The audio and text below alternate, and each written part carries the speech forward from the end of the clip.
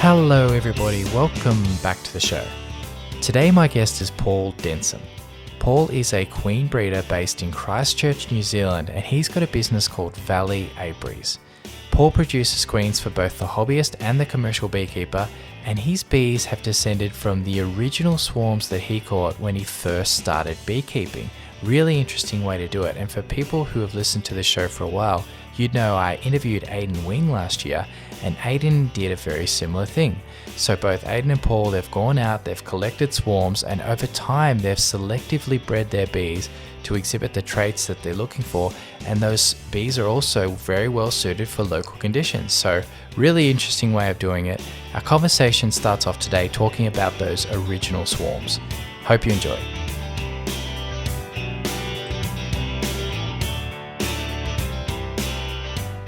And so, yes, I developed all of mine, I'm going to say 90% of my queen lineage from captured swarms.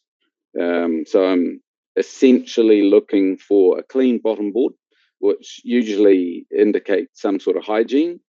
Big yellow queens, so I want the Italian trait around here. Preferably completely yellow, not with a black butt. I want consistency in the color of my colony. So often you'll have, you open up a hive and you can have a whole lot of yellow bees, but you can have a whole lot of yellow and black striped bees, very dark striped bees, and potentially a whole lot of much darker bees, sort of grey, black coloured. And same with drones. In fact, I find this more often with drones. Quite often the drone split, strangely, can be, you can have really yellow drones and really dark drones in one colony. So I look for more of a consistent colour because you're trying to encourage the yellow / Ligustica Italian trait or line genetic. Then I'm looking for a really solid brood pattern.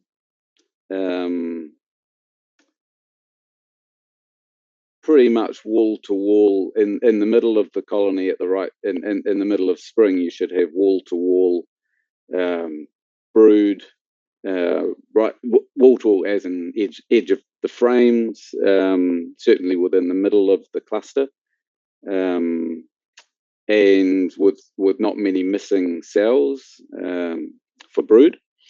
But one of the main things I look for, and I think I'm very lucky in the area that I'm in, that I've flooded with my bees, my colonies. I give queens away to people who I know are queen breeders, who are hobbyists around my area. So I know that they've got my queens, people.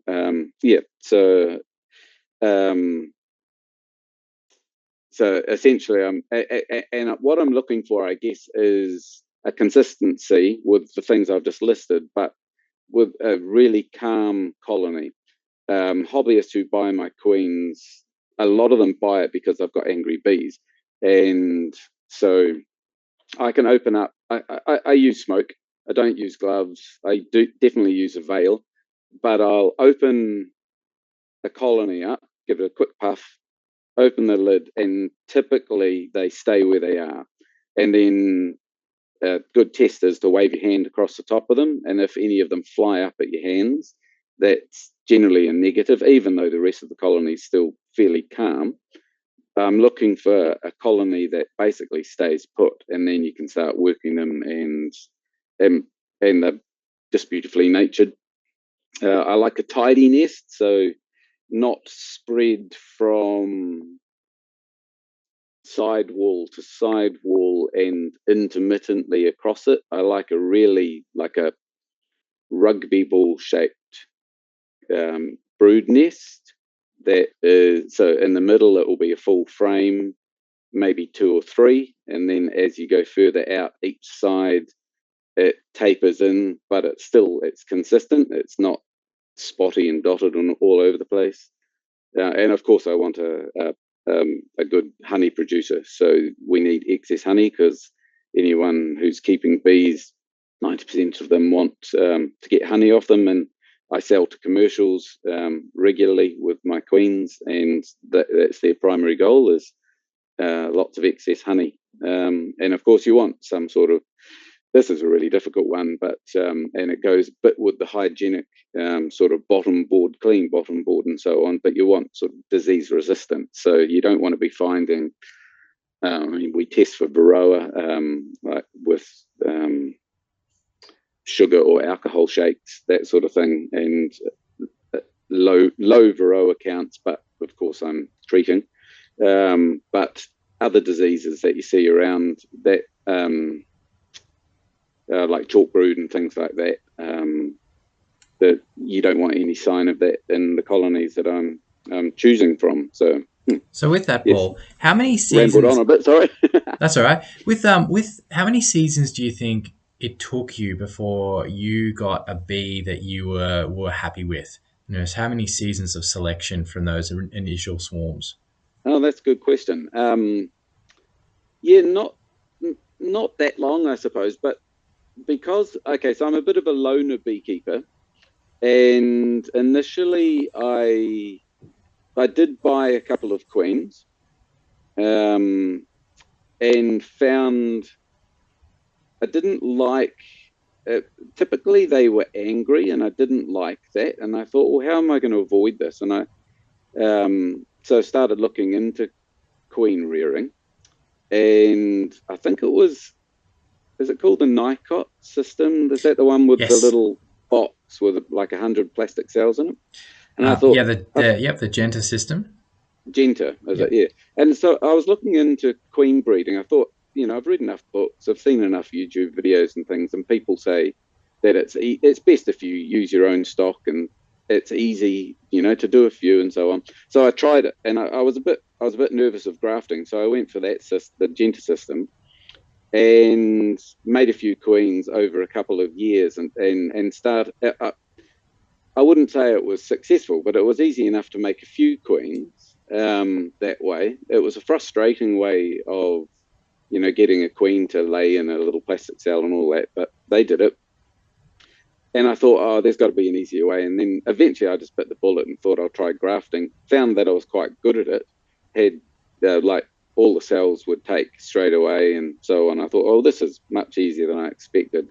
And so I guess that was a development over 2 or 3, 4 years, and all the time looking at my best colonies to pull the genetics from.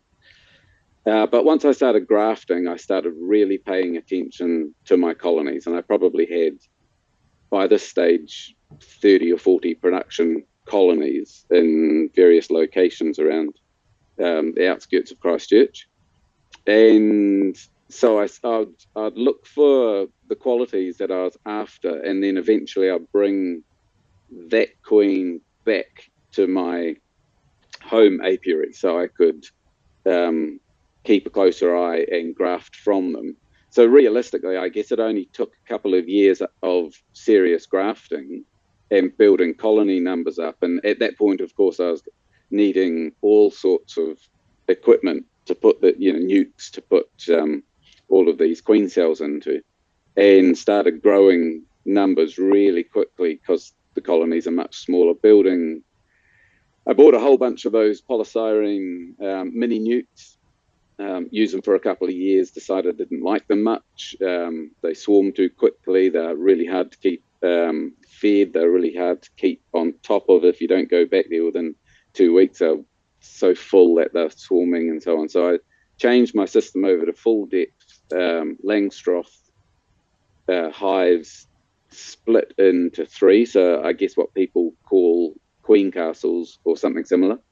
It's essentially just a 3-way box of nucs, and that system really suits me and my timing and my equipment. So then I started building up those numbers and building the boxes and so on. And so I guess, yeah, to answer your original question, realistically, I was really happy with the queens that I was producing, and they had all of those traits that I listed before within 2 years. Okay, And wow, that's so, quick. yeah, And yeah, well, I bet that a um, really good thing about it would have been also the local adaptation, okay? Because you're not bringing in stock from other parts of the country, and so everything it's exactly what you want, but it's also suited for your conditions. yeah, yeah. Well, the only stock I've brought in is cells from a really reputable queen breeder who's now retired. Is that David? In the out No, no. Her name was Maggie James. Okay. Is Maggie James, and she lives in a place called Leeston, which is just South Canterbury. Yep. And I used her cells basically to proliferate my drones, and so yeah, diversified my genetics. She had great queens, and she looked for exactly the same traits essentially as I listed before, and like the big yellow queen as well.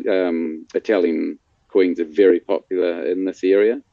Um, there are black bees around, but typically people like the Italian bee, and so her cells are pretty much the only genetics I've got that I've brought into my operation. And I mark all the boxes where I've put her cells and keep an eye on them. And once they behave, or I see that they're behaving exactly how I like my bees to behave, they get mixed in. And so, yeah, I guess the genetics diversify that way. But I've had, yeah, beekeepers from all over the country do the same with my stock. So they buy in autumn that I regularly sell 20 queens to a queen breeder in the North Island or the down in Otago or somewhere who's doing the same thing as they're diversifying their genetics by using mine. And typically we start by using those people's or others' queen stock for for drone production. So you get a chance over winter to see how well they overwinter, and then you start building them up quickly at this time of the year. Put in some drone frames and get them producing lots of drones to saturate your queen breeding areas or your queen mating areas. And then, of course, they get intermixed with your own stock because you like them. Yeah. Yeah, that's really interesting. So you're using the Bob Beanie system for raising queens. Do you want to tell us a bit about Oh, that? yeah, I love the Bob Binney double screen board. So when I started out, I went with the cloak board system, which is quite similar in a way, but I didn't really like it. There was so much manipulation needed, and big spaces, and yeah, I just didn't like it. And I looked for something that I just started looking for a better system and discovered Bob Binney's YouTube channel. This is maybe 5 or 6 years ago, I suppose. And yeah, he's got, if you haven't come across him, he's a wonderful YouTuber. He's got tons and tons of experience. But I just like his delivery methods of his YouTubes. He's so relaxed and so chill and loves educating people. But he's got a system he uses. It's double screen board, and the English have a name for it. Do you remember what it's called? No, I've lost it. It'll come back to me later. Anyway, the double screen board is a thick piece of typically plywood as a with a big hole in the middle about the size of a softball or bigger, and a piece of screen, stainless steel wire screen on both sides of that board, and it has a rim all the way around with a entrance on one side or one corner. And you use this. That you use it in many ways, but for queen breeding, I use a queen right system. So when when I graft, a couple of days before that, I've separated my queen from the majority of the colony, because you want no queen in the colony that in the hive that you're putting your grafts into, but you keep that queen and you put her on top of the double screen board with a handful of frames of brood and all the food and nurse bees to look after her just for the couple of days that you've got her separated while you're getting your queen cells started. And the double queen board system works in such a way that the heat travels up through. So you've got the bulk of your colony down the bottom, which is where you're putting your cells, and the heat from that keeps your queen and the brood above alive, but it's basically a whole separate colony for a few days. And it works really well compared to, say, the cloak board system, which is a complete separation of those two in a queen right system. And so the heat doesn't transfer nearly as well in that system. And I live in a fairly cold climate. Like today, I'm supposed to be out beekeeping now, but it's raining outside and it's a high of 7 degrees. So it's, pretty revolting. Has to be done sometimes, though, doesn't it? Yeah, it does. And like tomorrow is going to be warmer, and then the weekend will be great for beekeeping. But today's just hopeless. I remember asking a beekeeper once, when I was getting into queen rearing, what's the number one tool you need for queen rearing? And he said, an umbrella. Yeah. I certainly looked into one of those silly hats that has an umbrella on it. And I never quite got around to it, but no, queen breeders have to go into hives regardless, because it's a biological clock, isn't it? Yeah. And so some days it might be drizzling and cold, and you just have to do it. Open the poor girls up. And work in the mud. But I've seen some people put up actual tents over their cell builders and things like that, which is interesting. Yeah, I've heard that as well, but I've also heard the negative side, which is, of course, if you lift the lid on a hive and you've got a tent there and they all fly up into the underside of that tent, they're not going to come back down to it. Yeah. Into your hive, so you sort of have to leave it there. It wouldn't be any good in the wind. So I don't know. I've never got around to that, and just gone, no, just lump it. If it's crappy weather, you just still have to do the job. But back to the temperature, and in the climate that I'm in, periodically you get these really cold snaps, and so you don't want your queen isolated upstairs in a box with maybe only a couple of thousand bees to look after her. So the double screen board acts as basically a heater coming from below, and will keep all of that brood alive for a couple of days up there. No worries at all, even if it's cold. So because there's an awful lot of heat being coming from the huge amount of bees you've got below. So you've got most of the colony from 2 boxes in that one box. At the you have a big rim on the bottom of your double screen board, so that's a huge volume of space just sitting above the frame tops in the bottom, where you can fit thousands and thousands of bees all clustered. And then, as all good queen breeders know, you need to shake in 4 or 5 frames from other colonies of nurse bees to really chock-a-block fill up that bottom box. And all they want to do is get those queen cells started and just fill them up with royal jelly. And that's producing this huge amount of heat. It's just like energy plus, and that heat goes upstairs into the top box as well. The bottom box, of course, thinking that they are queenless, because you separated them a couple of days ago, and the top box stays alive and kicking until you're ready to switch those boxes and exchange the double screen board for a queen excluder, putting the queen back downstairs and the cells upstairs. So it's complicated if you're not a queen breeder. But yeah, have a look at Bob Binney's. It's quite a long video, maybe an hour or more long.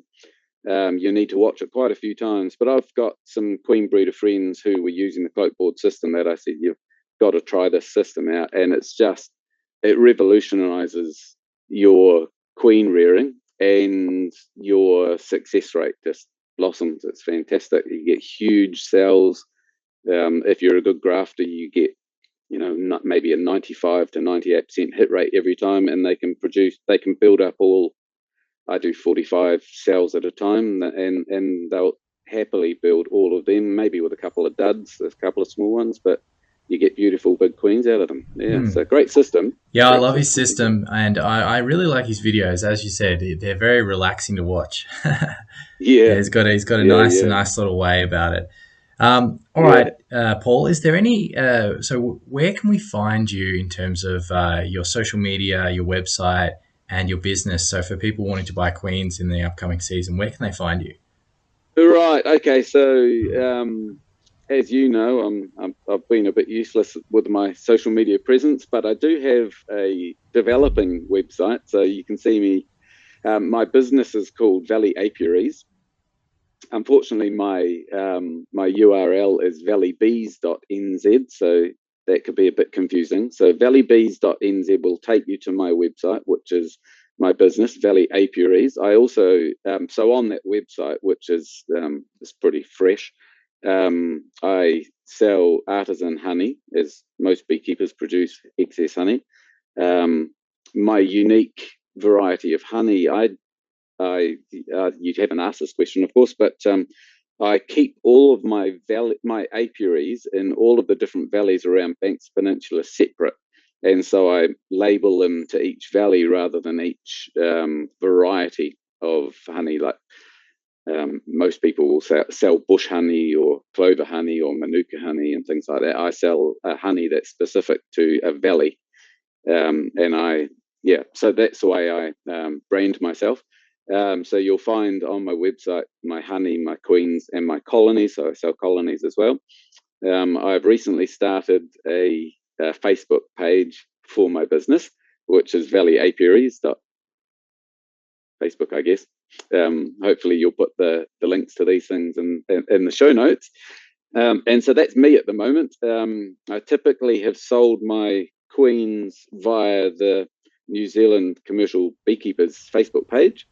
So I've got to know heaps of people through that, and it's usually fairly straightforward way of selling. But yeah, I'm slowly developing a social media presence with the intention of getting a YouTube channel as well. It's been taking lots of video, but yeah, I'll be looking forward to that. Yeah. Is there anything else you'd like to have a chat about today, Paul, before we finish up? Oh, I guess, yeah, I don't know. I mean, I've chosen to go down the organic route with Varroa control. I guess the Australians, it might be a bit early for you.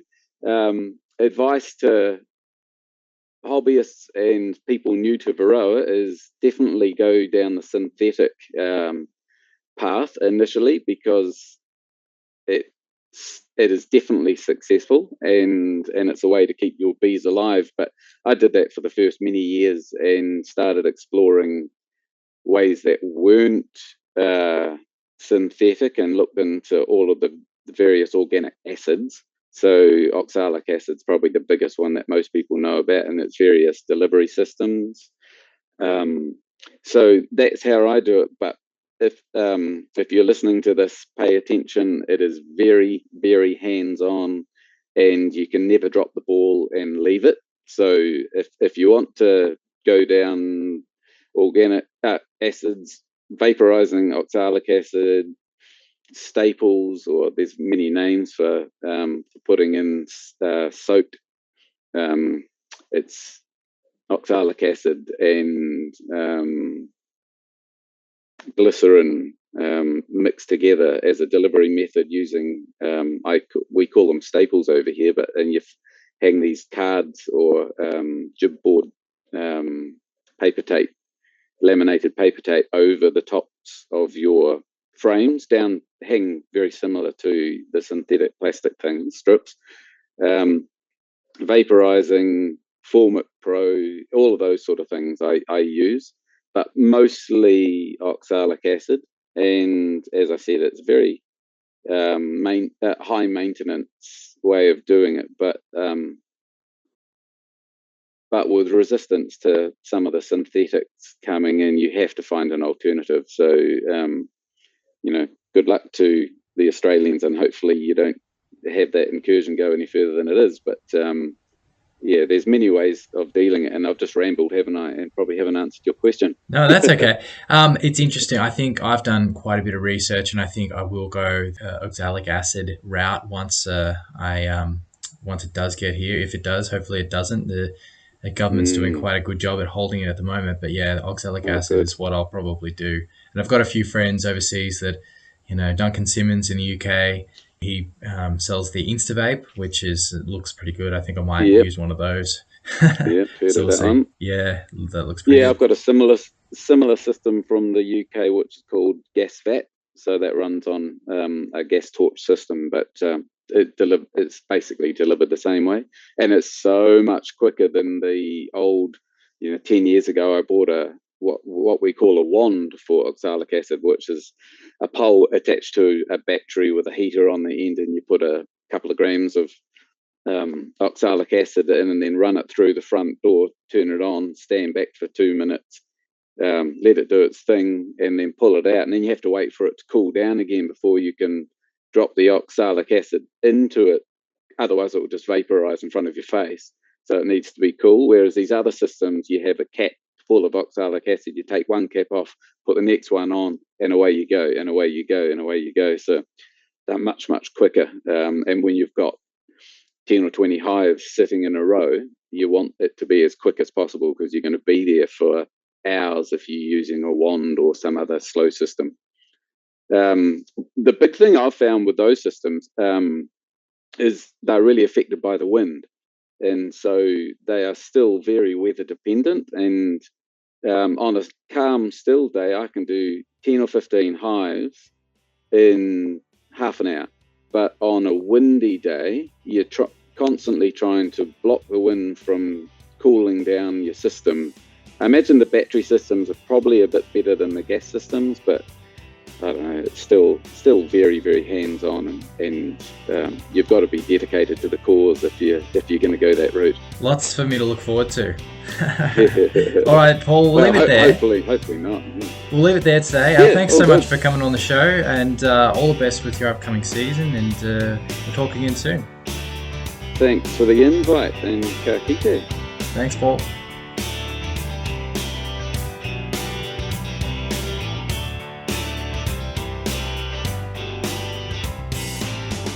Okay, well, how good was that, having a chat with Paul? Really nice guy, and I've got the feeling we could have talked a lot longer, but at the moment in Australia and in New Zealand, we are both getting started for our queen raising season, so we haven't got a lot of time. Both Paul and I have our first rounds of queens coming out very soon.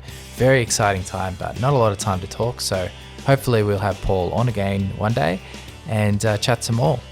I'll take this opportunity also to say sorry, Paul, because I incorrectly corrected you regarding the Nicot queen cage.